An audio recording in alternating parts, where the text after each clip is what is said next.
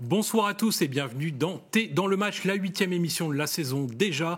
Vous le savez, pendant une petite demi-heure, on passe en revue l'actualité du Stade brestois, la Ligue des Champions, la Ligue 1, il y a toujours matière. Et on le fait autour de 3 débats avec des invités pour confronter leur point de vue. Je vous présente tout de suite ceux qui m'accompagnent en plateau. Aujourd'hui, le premier, il enchaîne, il n'est jamais sur le banc, il est toujours avec nous et on s'en réjouit. C'est Adrien Prigent, journaliste sportif au Télégramme. Salut Adrien. Salut Anthony, salut à tous. Voilà, ravi de te retrouver sur ce plateau Avec que tu plaisir. connais bien. Maintenant, on accueille aussi un revenant, puisqu'il avait déjà participé à une émission cette saison. C'est Xavier Grimaud, journaliste sportif à RMC. Il est avec nous en visio. Salut Xavier. Salut à tous. Et voilà, on compte aussi sur tes lumières pour alimenter nos débats autour du Stade brestois que tu suis régulièrement. Et puis, on accueille aussi une abonnée aujourd'hui. Elle nous vient de Pleyber-Christ et elle s'appelle Lou Vasselet. Bonjour Lou. Bonjour Anthony, bonjour à tous. Voilà, tu es la première fille à venir sur notre plateau et on s'en réjouit. D'ailleurs, on passe un petit appel à toutes celles qui veulent aussi nous contacter, venir débattre du Stade brestois. Il faut nous contacter via les réseaux sociaux. On compte sur vous pour les prochaines émissions. Et je vous propose à tous de passer à notre premier sujet du jour, à savoir, Brest a-t-il le syndrome du match d'avant en Ligue 1 ? Ça fait suite évidemment à cette défaite samedi soir contre Nice. Brest qui a encore une fois eu du mal avec ce match qui précède la Ligue des Champions. On cherche à savoir en fait si c'est un mal récurrent, si c'est quelque chose d'installé maintenant et comment y remédier surtout. Alors Adrien, si toi je te pose la question, est-ce que tu penses qu'on peut parler aujourd'hui d'un syndrome, de quelque chose d'installé sur ce match d'avant ? C'est compliqué de dire l'inverse parce que en plus il y a vraiment une différence avec le match d'après. Pour le moment il y a 3 victoires après le match d'après. Là le match d'avant, donc 3 défaites, 1 nul. Alors on les a beaucoup questionnés les Brestois depuis 2-3 jours justement sur le fait est-ce qu'il y a ce syndrome. Même avant le match ils disaient c'est peut-être inconscient mais on vous l'assure, on ne parle pas du tout de la Ligue des Champions, on est concentré sur Nice. Quand on voit leur première mi-temps contre Nice samedi, on se dit il y a quand même peut-être la Ligue des Champions en tête. Alors c'est très compliqué de le savoir, mais pour le moment en tout cas les statistiques elles sont là et malheureusement le bilan est quand même assez négatif pour le moment. Xavier, tu partages ce point de vue sur cette difficulté maintenant chronique des Brestois sur le match qui précède la Ligue des Champions ? Factuellement, c'est une réalité. On a bien vu que Brest avait du mal à être dans le rythme lors de la première période face à Nice. Moi, je pense que ça peut quand même être dû effectivement au match d'après qui peut être dans les têtes. Et c'est peut-être aussi dû à une semaine de préparation complète entre 2 matchs. Et finalement, le groupe est peut-être plus mobilisé encore quand il doit enchaîner 2 matchs par semaine, parce que bizarrement, pour l'instant, parce qu'on s'y attendait pas forcément, il les encaisse très très bien, puisqu'il joue très très bien les matchs d'après, avec parfois du turnover. Là, ce qui est étonnant, c'est que c'était quasiment les titulaires qui ont failli dans leur niveau en première mi-temps. Donc peut-être que cette équipe a besoin d'être encore plus challengée tout de suite, et à savoir donc avoir des matchs tous les 3 jours. On sait qu'on n'a pas le droit de se laisser aller, mais oui, je pense que c'est un petit syndrome. Il faudra y remédier parce que la Ligue 1 ça reste très important. Il y a eu un gros coup qui a été manqué quand même ce week-end, même si Nice c'est l'une des plus belles équipes que j'ai vues à Le Blé depuis le début de la saison. Alors Lou, tu vas régulièrement au stade voir les Brestois jouer. Qu'est-ce que tu as pensé de ce match contre Nice ? Alors il y avait une belle équipe en face, mais est-ce que tu as senti que Brest n'était pas forcément dans son meilleur jour ? En première mi-temps, déjà, l'équipe a manqué d'intensité, pas mal.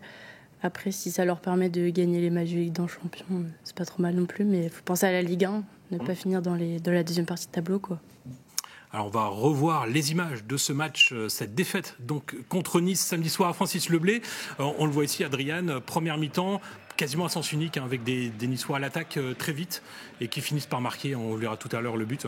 Ah oui, à sens unique, il y a eu 2 bonnes minutes en début de match. Il y a peut-être eu une petite réaction, mais on a l'impression que on en reparlera un peu après, mais le système de Nice a fait beaucoup de mal au Stade brestois. Un Stade brestois méconnaissable. En vrai, depuis peut-être le match à Auxerre, parce que le dernier match avant la Ligue des Champions, c'est le Stade Rennais qui était plutôt un match de bonne facture. Là, depuis Auxerre, on n'avait pas vu un Stade brestois aussi faible et vraiment, c'était vraiment méconnaissable. Moi, ça fait très longtemps que j'avais pas vu ça. On a vu le but de Guessant juste avant la pause, et puis la réaction quand même derrière des Brestois. On a vu l'occasion d'Ajor, qu'on voit le poteau ici de Lesmelou. Il y a eu une belle réaction, mais bon, ça n'a pas marqué derrière. Quand on voit la seconde période, on dit que c'est quand même très dommage parce que Brest avait les arguments justement pour faire mal à cette équipe de Nice. Vraiment, je crois que c'est 11 tirs à 1 en seconde période. Enfin, vraiment, il y a une domination totale. Il a manqué de l'efficacité, mais ce que Eric Roy disait aussi, c'est que on peut pas jouer qu'une période. En Ligue 1, ça pardonne pas, et c'est dommage parce que ça aurait fait une petite bascule où tu peux être 5e à la fin la fin de la journée, là, t'es encore dans le ventre mou, quoi. Xavier, on se rappelle du match contre Rennes, ce match nul concédé dans les dernières minutes. Là, c'est carrément une défaite pour des Brestois qui n'ont pas démérité, on l'a dit en deuxième mi-temps. Pour toi, il y a quelque chose de logique dans ce résultat ? Pas forcément. Le match nul aurait été mérité au vu de la deuxième période, mais c'est vrai que quand on rentre si mal dans un match et qu'on fait une première période de cette épaisseur, forcément, c'est difficile de regretter quelque chose. Je pense que les 2 points perdus contre Rennes, c'est encore plus frustrant parce que Rennes était vraiment en dessous de tout et on l'a encore vu ce week-end où les Rennais sont en grande difficulté. Là, après, c'est une équipe de Nice aussi qui a vraiment un peu régalé en première période, sans doute bien aidé par des Brestois qui les ont pas vraiment embêtés. Mais voilà, quand on voit la deuxième période, ce qu'ils sont capables de faire, on se dit qu'ils ont moyen d'essayer de viser bien plus haut que là où ils sont. Tout en étant performant en Ligue des Champions. Donc il faut qu'ils soient ambitieux parce que le groupe, franchement, il est vraiment de qualité. Et il y a de la densité dans ce groupe. Donc je pense que c'est quand même une petite occasion de manquer qu'on peut regretter du côté de Brest, ce match face à Nice. Et du coup, on peut se poser la question, est-ce qu'il n'y a pas quelque chose d'inconscient peut-être chez les joueurs qui n'osent peut-être pas se livrer à fond sur ces matchs-là ? Lou, qu'est-ce que tu en penses ? Est-ce que tu sens les Brestois impliqués dès le début du match là, sur ces matchs avant la Ligue des Champions ? Je pense qu'ils sont plus dans leur match de Ligue des Champions que de match de Ligue 1. D'accord. Mais malheureusement, en Ligue 1, comme dit, ça ne pardonne pas. Ouais. Contre Nice, là, tu pensais que ça passerait quand même ? Tu t'attendais à ce début de match compliqué ?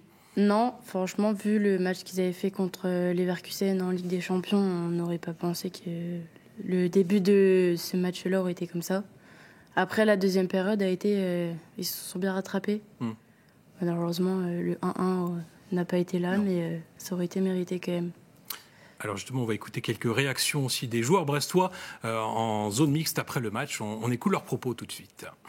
Le coach nous a bien bougé, il devait, mais c'était surtout que c'était Boga et Guessant qui nous posaient beaucoup de problèmes parce qu'ils décrochaient vachement et c'est vrai que nous on le gérait mal, que ce soit moi, que ce soit les autres milieux et les défenseurs. Et donc je pense que ça a été bien rectifié en deuxième, mais malheureusement je pense qu'on l'a rectifié trop tard. Je pense que nos attaquants excentrés, ils ne savaient pas s'il fallait de temps en temps aller prendre Dante ou prendre celui de piston, pareil de l'autre côté. Et voilà, c'est à nous de s'adapter à ça et on l'a bien fait en deuxième, on l'a bien corrigé. Mais malheureusement, un match de foot, ça dure 90 minutes, pas 45. Donc c'est dommage parce qu'on voit qu'on était au niveau de cette équipe-là et à la fin, on repart avec 0 points. Je pense qu'on était peut-être un peu trop loin les uns des autres. On a vu que quand on était plus resserré, plus en équipe, comme on a l'habitude de l'être, en deuxième mi-temps, ils n'ont pas eu grand-chose. On a été dans leur camp toute la deuxième mi-temps. Donc je pense que c'est ça, on était un peu trop loin les uns des autres et on ne pensait pas la même chose au même moment. Voilà, c'est sur une mi-temps et ça a payé 4. On pense qu'il y a la Ligue 1. Quand c'est la Ligue 1, on pense à la Ligue 1. Et quand c'est la Ligue des Champions, c'est notre compétition et on pense à ça. Mais franchement, c'est toujours match par match. Et voilà, on entend les propos des joueurs, notamment Mady Camara, Adrian, qui est lucide sur ce qui a manqué à Brest.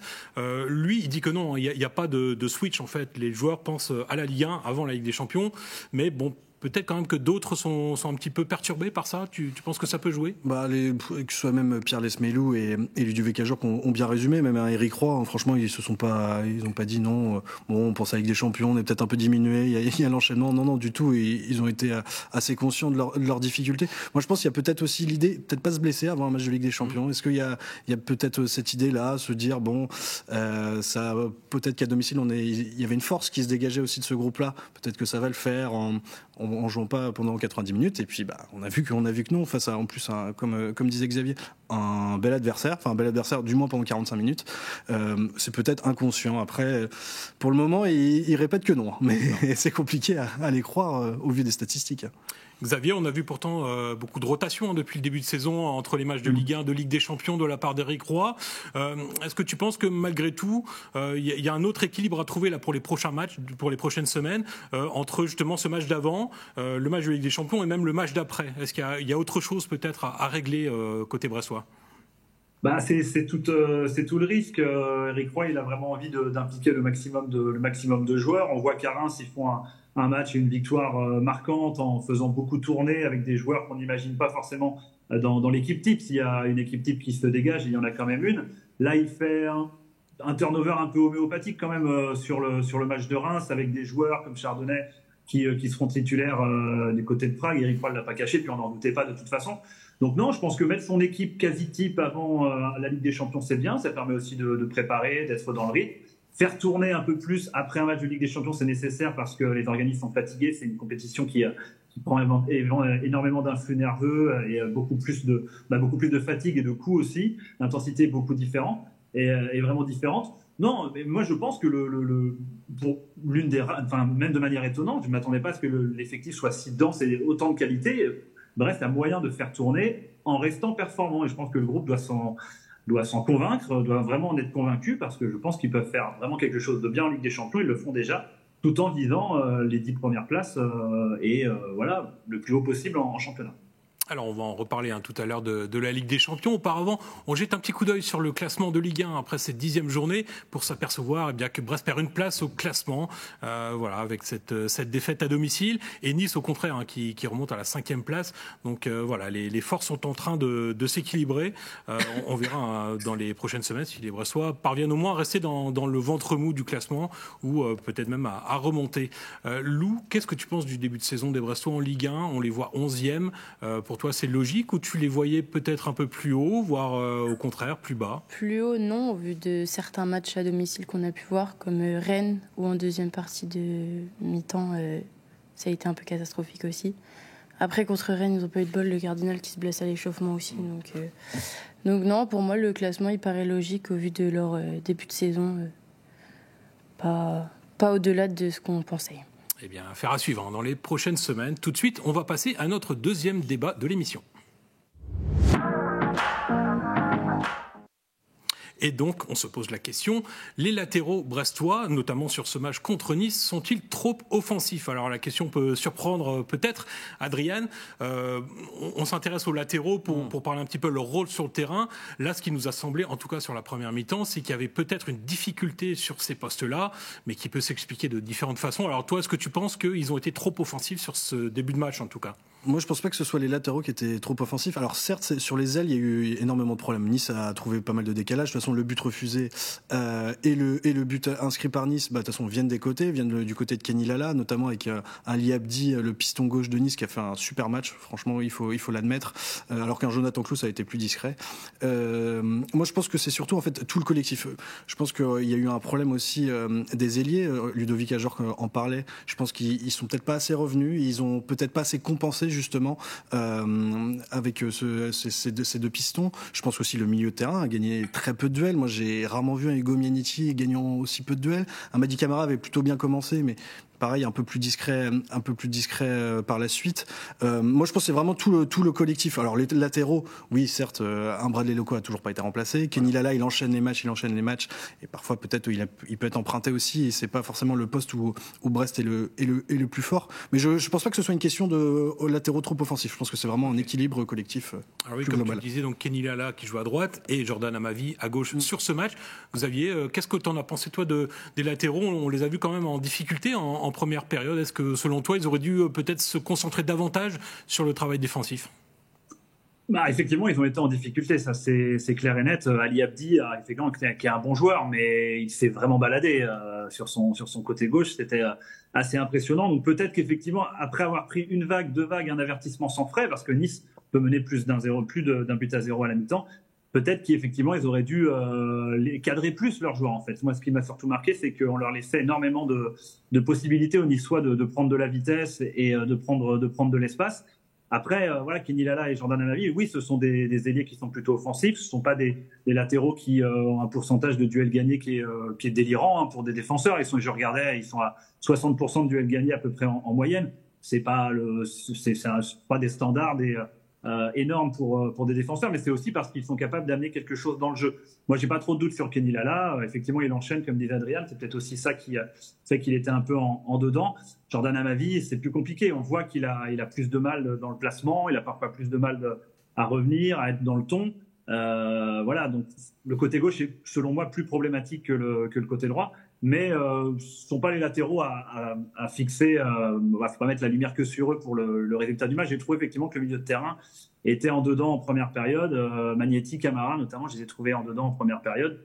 Donc c'est un tout, c'était vraiment une équipe qui marchait pas ensemble en première période, mais on a vu qu'une fois qu'ils se sont remobilisés, ils ont repris leur rôle de rouleau compresseur. Donc c'est un bon avertissement à ne pas refaire pour les prochains matchs. Eh bien, on va voir ce qu'en pense Éric Roy aussi, le coach brestois, qui parlait évidemment en détail de ce match après, notamment sur l'aspect tactique, mais globalement, pas que sur les latéraux. On écoute tout de suite Éric Roy. C'est vrai qu'à part les 5-10 premières minutes où on avait quand même bien entamé le match, après on a vraiment été, je pense, en dessous de ce qu'on est capable de faire, notamment dans l'intensité, dans l'agressivité, la capacité à monter sur l'adversaire, voilà tout ce qu'on n'a pas bien fait en étant souvent entre deux.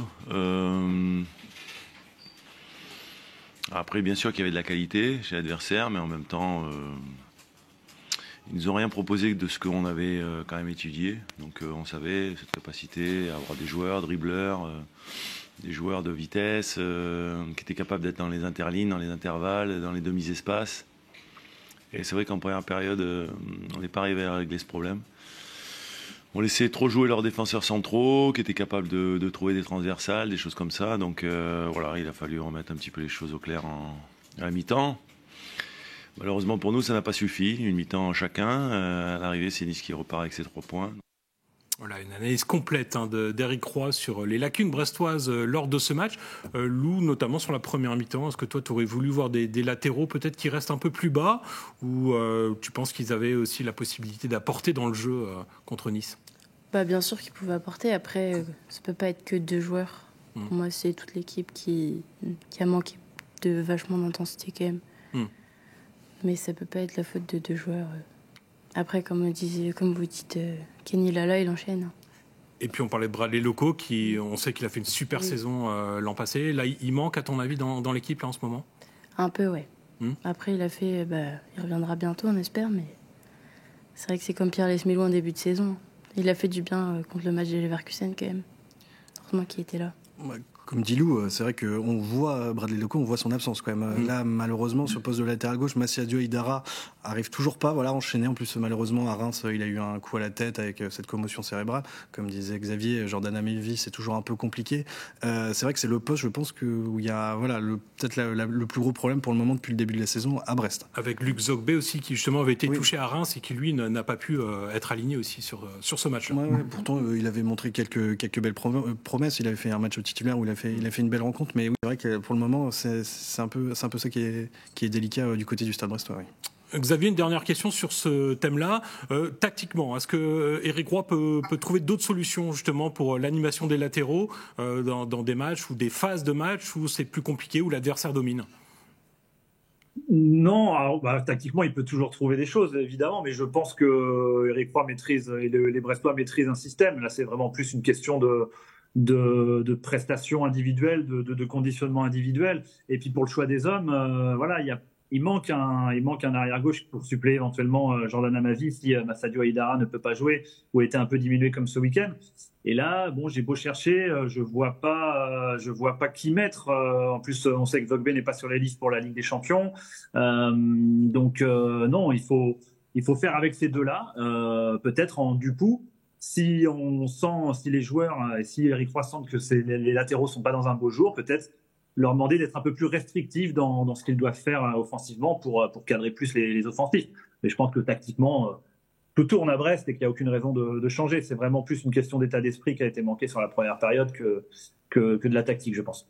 Ok, donc pour résumer un peu vos propos à tous, c'est pas un problème d'esprit offensif. Pour les latéraux, c'était vraiment lié à cette situation et on verra dans les prochaines semaines ce qui peut en être sur d'autres matchs. Oui, bien sûr. Et puis de toute façon, en seconde période, ils ont prouvé. Il y a eu cette réaction, donc je pense que c'était vraiment une question, comme je disais, d'intensité. Et peut-être aussi les ailiers aussi, peut-être plus compensés. Ok. Eh ben, on va rester là pour l'instant sur ce débat-là. On va passer tout de suite à notre 3e thème de l'émission.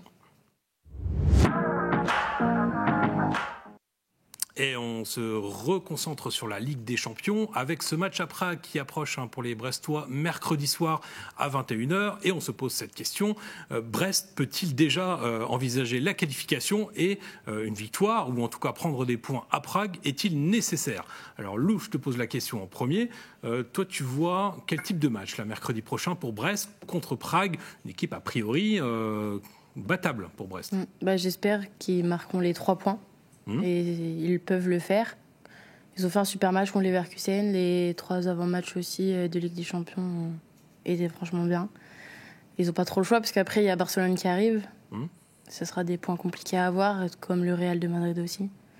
Et s'il y a match nul par exemple, est-ce que toi tu serais satisfaite ou tu penses qu'il faut vraiment aller gagner ce match-là? Ça serait bien, mais c'est mieux de le gagner. Oui, c'est sûr. Voilà, on est tous d'accord.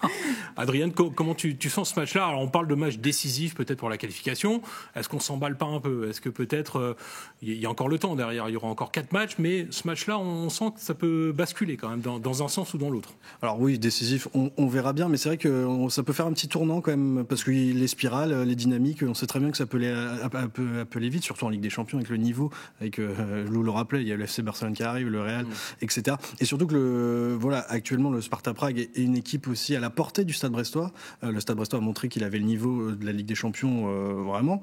Donc moi je pense que il faut au moins ramener un point pour ramener, être à 8 points, se dire que les barrages c'est pas, et puis enlever un point aussi parce que cette qualification elle est quand même dans la tête de tous les Brestois. Il le rappelait, il faut pas faire les faux ambitieux. Eric Roy le rappelait, il faut pas faire les faux ambitieux. L'objectif ce sont les barrages et ça passera quand même par un bon résultat à Prague malgré tout. Xavier, tu penses que le Stade Brestois a le droit à l'erreur à Prague ou pas forcément? Vous imaginez un peu ce qu'on dit. Est-ce que le Stade Brestois a le droit de perdre ou de lâcher des points en Ligue des Champions? On en est là. Au mois de septembre, mais c'est bien. Ça montre que le club fait quelque chose d'extraordinaire et puis surtout qu'ils n'ont pas volé leurs 7 points. On sera tous d'accord là-dessus. Après, oui, je vais pas jouer les connaisseurs du Sparta Prague parce qu'il y a assez de matchs en France pour ne pas regarder les matchs du championnat tchèque. Mais voilà, on voit que de ce qu'on peut nous en dire que l'équipe est pas en grande forme, avec 4 défaites sur les 5 derniers matchs en championnat. C'est l'équipe quand même qui, en termes d'expérience européenne, est bien meilleure que Brest forcément. Donc moi, je trouve que c'est un match qui est très intéressant parce que Brest est l'équipe surprise de ce début de Ligue des Champions. La victoire à Salzbourg, elle est magnifique, mais il y a quand même de la réussite offensive, réussite en première période avec Bizot qui fait quand même un match énorme. Leverkusen, c'était vraiment formidable le match qu'ils ont fait. Là, ils vont y aller presque en étant attendus, et ça aussi mentalement faut le gérer. Donc c'est très intéressant. Moi, je pense qu'un point pris à Prague, c'est un très bon résultat. A priori, peut-être qu'il faudrait 3 points pour être sûr d'être dans les qualifiés pour les barrages d'après les projections. Il restera derrière Barcelone. Bon, on a du mal à l'imaginer. Eindhoven, le Shakhtar, évidemment, c'est encore des adversaires contre lesquels Brest prend des points. Mais là, c'est intéressant. C'est sûr que s'ils gagnent à Prague, les Brestois, là, ce serait aussi preuve d'un club qui est mature et qui est sûr de son fait, quoi. Donc, ce serait vraiment une grosse performance. Mais bien sûr que Brest a le droit à l'erreur. On va quand même pas commencer à les incendier si ça se passe mal à Prague. Alors Adrien, pour compléter sur cette équipe de Prague, c'est peut-être le bon moment aussi pour la prendre. On a l'impression que c'est une équipe qui n'est pas en grande forme là, ces dernières semaines. Ouais, Xavier le rappelait, là ils ont perdu à domicile, comme lui disait, donc 4 défaites sur les 5 derniers matchs. Il y a 3 absents, leurs 3 meilleurs joueurs. J'ai eu des contacts en République tchèque, ou 3 absents. En fait, normalement ils jouent un peu à l'image de Nice, en 3-4-3 avec 2 pistons et 2 ailiers très importants. Et voilà, ils ont beaucoup d'absents. Il y a des tensions aussi avec les supporters. On a vu des banderoles ce week-end. Le Sparta, oui, est bon à prendre. C'est une équipe, alors je regarde un peu en termes juste statistiques, qui a la moins bonne possession de toute la Ligue des Champions. J'ai regardé, c'était quoi, 24% de possession en Ligue des Champions. Terrible. Alors certes, il y a eu City, mais il n'y a pas eu que City comme adversaire. Ils en ont pris 5 contre City. Ils en ont pris 5 contre City. Bon, ils ont fait quand même une victoire contre le Salzbourg aussi, et un nul contre Stuttgart. C'est quand même 2 beaux résultats. Et Prague aussi, joue beaucoup long aussi. Enfin, vraiment, c'est beaucoup d'intensité, jeu long. Et puis bon, là-bas à Prague, dans leur petit stade, un peu à l'ancienne, ça sera jamais évident, et évidemment ils ont le droit à l'erreur. Mais ça semble quand même la bonne opportunité pour se dire, bon, on a la qualif et maintenant en quelle place? Mais bon, on verra bien évidemment. Mais oui, je pense que c'est quand même le bon moment pour Brest. Et avant ce match, on jette un petit coup d'œil aussi au classement de cette Ligue des Champions après 3 journées. On voit que Brest donc, est toujours dans le top 8 provisoirement, cette 5e place qui est quand même déjà extraordinaire. Et puis, donc, on le disait, un Prague plus en difficulté avec cette 21e place qui traduit ce que tu disais, des difficultés sur certains matchs. Lou, ce match-là, alors on l'a dit, il y aura quelques Brestois, à peu près 1000 Brestois. Voilà, tu penses que ça peut jouer aussi le fait d'avoir des supporters à l'extérieur pour les Brestois? Bon, oui. Et au moins, c'est vrai qu'il y a pas mal de supporters qui n'ont pas eu de place pour Prague, mais qui seront quand même dans les bars à côté, de ce que j'ai pu voir et entendre aussi. Bah forcément, ça mène l'équipe de voir qu'il y a tout Brest qui est avec eux et qu'ils ne sont pas tout seuls à Prague. Toi, tu y vas à Prague? Non. J'irai à Barcelone. À Barcelone, c'est pas mal aussi. Oui. Et ben voilà, on suivra ça évidemment de très près dans les prochaines semaines. On rappelle le calendrier des Brestois, donc avec ce match à Prague mercredi soir, et puis derrière, retour à la Ligue 1 avec match à Montpellier dimanche à 17h. On verra si le match d'après se passe bien. Ce sera important aussi. Eh ben tout à fait, voilà, tout est important. Et ben merci à tous d'avoir participé à cette 8e émission. Merci à Lou, voilà, d'être venu, d'avoir inauguré ce plateau pour les supportrices du Stade brestois. On retrouvera Ludovic Jean à la présentation la semaine prochaine. Moi, je vous dis à bientôt. Bonne semaine à tous.